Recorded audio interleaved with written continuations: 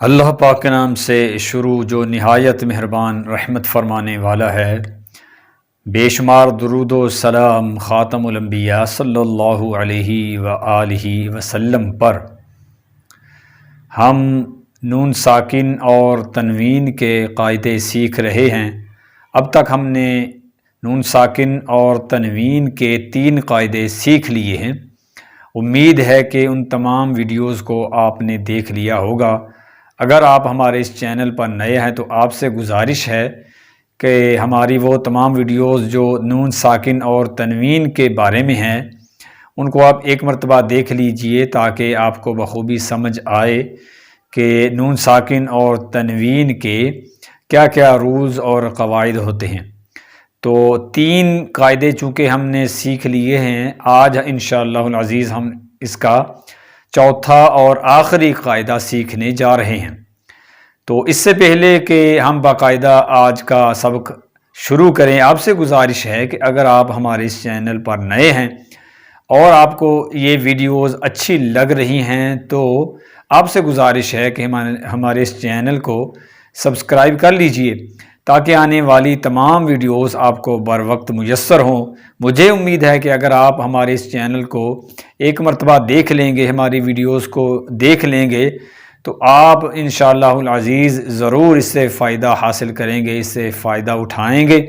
تو آپ سے گزارش ہے کہ چینل کو مسلسل دیکھتے رہیے اور اپنے دوستوں، ساتھیوں، دوست احباب اور دیگر فیملی ممبر سے اس چینل کو دیکھنے کے بارے میں دعوت دیجیے، تو انشاءاللہ بہت آپ کو اس سے بہت زیادہ فائدہ حاصل ہونے والا ہے۔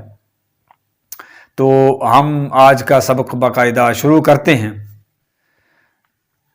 جی، تو آج کا ہمارا سبق کا عنوان ہے اخفاء۔ اخفاء نون ساکن اور تنوین کا چوتھا قاعدہ اخفاء ہے۔ اخفاء کا مطلب اور معنی یہ ہے کہ پوشیدہ یا چھپا ہوا۔ جس طرح آپ نے لفظ سنا ہوگا کہ مخفی یا خفیہ، چھپا ہوا، پوشیدہ وغیرہ، تو اسی سے اخفاء لفظ ماخوذ ہے کہ اخفاء کا مطلب ہوتا ہے پوشیدہ، یعنی کسی چیز کو چھپا لینا۔ تو یہاں پر قواعد اور یا اس کی تجوید کی اصطلاح میں اخفاء کا مطلب ہوتا ہے کہ آواز کو ناک میں چھپا لینا، یہ اخفاء ہوتا ہے۔ غنہ بھی اگرچہ اس کا مطلب یہی ہوتا ہے کہ آواز کو ناک میں لے جانا، اور اخفاء کا مطلب بھی یہی ہوتا ہے کہ آواز کو ناک میں لے جانا۔ غنے کا جہاں تک تعلق ہے تو غنے میں سختی کے ساتھ ناک میں آواز جاتی ہے، اور جو اس کا نون کا غنہ ہوتا ہے اس کے مخرج کے ساتھ زبان مسلسل لگی رہتی ہے، دبا کر رکھتے ہیں، ٹچ رہتی ہے۔ جبکہ اخفاء میں جو نون ساکن پر اخفاء کیا جاتا ہے وہاں پر اس کی جو مخرج سے زبان جو ہے وہ لگتی نہیں ہے بلکہ قریب قریب رہتی ہے۔ اس کی آگے جب ہم مثالیں سمجھیں گے تو آپ کو بخوبی اس کی سمجھ آ جائے گی۔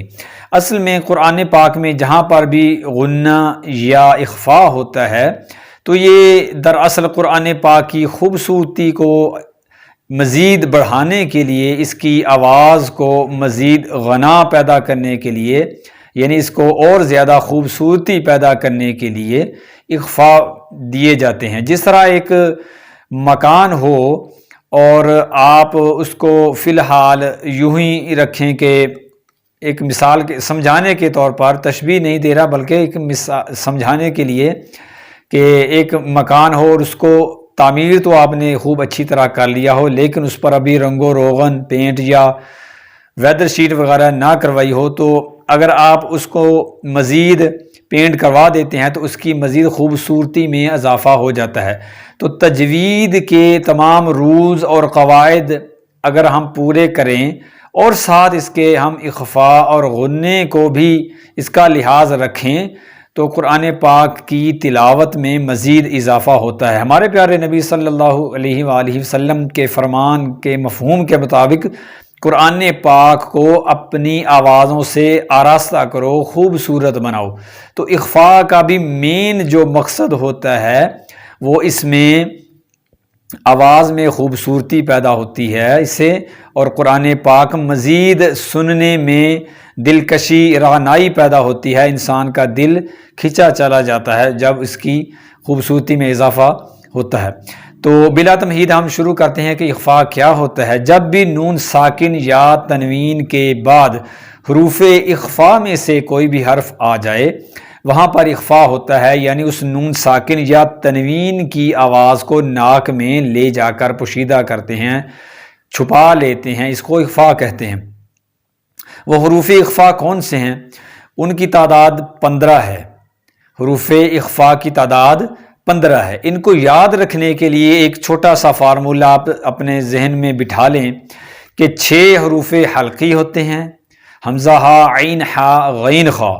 6 حروف یرملون ہوتے ہیں، یا، را، میم، لام، واو، نون، یہ 12 ہو گئے، اور 2 اس میں مزید ایڈ کر لیں، الف اور با، تو یہ 12 اور 2 14 ہو گئے، اور کل 29 حروف تہجی ہوتے ہیں، اور باقی جو بچتے ہیں وہ 15 کے 15 یہ تمام حروف اخفاء کہلاتے ہیں۔ تو جب بھی نون ساکن یا تنوین کے بعد ان 15 حروف میں سے کوئی بھی ایک حرف آ جائے گا تو وہاں پر ہم اس نون ساکن اور تنوین میں اخفاء کریں گے اور ناک میں آواز لے کر جائیں گے۔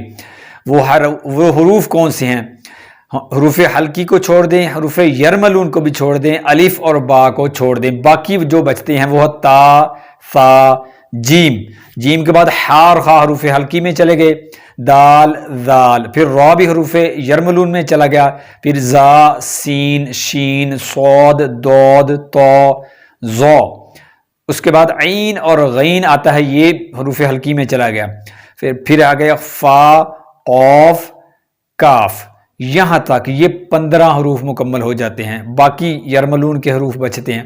تو لہٰذا ان کو ذہن نشین کر لیجئے کہ جب بھی نون ساکن یا تنوین کے بعد حروف اخفاء میں سے کوئی بھی حرف آ جائے گا تو وہاں پر ہم نے اخفاء کرنا ہے۔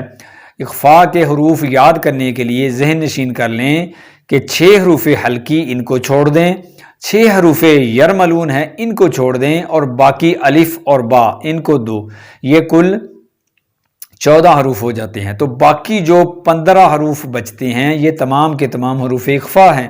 تو لہٰذا جب بھی نون ساکن یا تنوین کے بعد ان میں سے کوئی بھی حرف آ جائے گا تو آپ نے وہاں پر اخفاء کرنا ہے۔ اخفاء کس طرح کرنا ہے یہ ہم انشاءاللہ العزیز آج کی مثالوں سے سمجھنے کی کوشش کرتے ہیں۔ تو پہلے لفظ سے ہم سمجھتے ہیں کہ لفظ ہے فن صوب، فن صوب، یہ آواز ناک میں آواز جاری ہے۔ ایک ہوتا ہے فن صب، فن صب، یہ ہو گیا اظہار، یعنی ناک میں آواز نہیں گئی، فن صوب۔ دیکھیں اس کی خوبصورتی میں کس طرح اضافہ ہوتا ہے، ایک ہم سادہ پڑھ لیں فن صب اور ایک پڑھیں گے فن صوب، تو یقیناً ہم سمجھتے ہیں کہ اس کی آواز میں مزید زیادہ اضافہ، خوبصورتی میں اضافہ ہو جاتا ہے۔ اچھا، اس کے بعد لفظ آئے گا ینصرکم، ینصرکم، نون ساکن کے بعد صاد آ گیا، صاد حروف اخفاء میں سے ہے لہٰذا یہاں پر اخفاء ہو جائے گا، ینصرکم۔ اگلا لفظ ہے وَأَنْتُمْ، وَأَنْتُمْ، یہ ہے اخفاء، نون ساکن اور تنوین کو ہم نے اس کی آواز کو ناک میں لے کر جانا ہے، اور ناک میں اس آواز کا ٹھہراؤ کتنا ہونا چاہیے؟ تقریباً 2 سے 3 سیکنڈ تک جو ہم اس کی آواز ناک میں ٹھہراتے ہیں، اس کا جو دورانیہ، اس کا جو پیریڈ ہے وہ اتنا ہونا چاہیے، وَأَنْتُمْ۔ اچھا، اس کے بعد ہے عِنْدِي، عِنْدِي، عِنْدِي۔ اگلا لفظ ہے متاع، متاع قلیل، تو یہ یہاں پر ہے تنوین، عین پر 2 پیش ہے لہٰذا یہ تنوین ہے، تنوین کے بعد قاف، یہ حروف اخفا میں سے آ گیا، لہٰذا یہاں پر اخفا ہوگا۔ متاع قلیل خالدا فیہا، خالدا فیہا، اگر ہم اس کو خالدن فیہا پڑھ دیں تو یہ اظہار ہو جاتا ہے، اخفا مکمل نہیں ہوتا۔ اخفا تبھی مکمل ہوگا جب ہم اس کی آواز ناک میں پوشیدہ کریں گے، چھپا لیں گے، لے کر جائیں گے۔ خالدن فیہا، تو یہ ہے اخفا کی تعریف اور تشریح۔ امید ہے کہ آج کا سبق آپ نے ذہن نشین کر لیا ہوگا۔ آج تک کے لیے اتنا ہی۔ اللہ پاک سے دعا ہے کہ جو ہم نے سیکھا، سنا، پڑھا، اس پر عمل کرنے، اس کو یاد رکھنے اور اسے دوسروں تک پہنچانے کی توفیق عطا فرمائے، آمین، بجاہ خاتم النبی الامین صلی اللہ علیہ وآلہ وسلم۔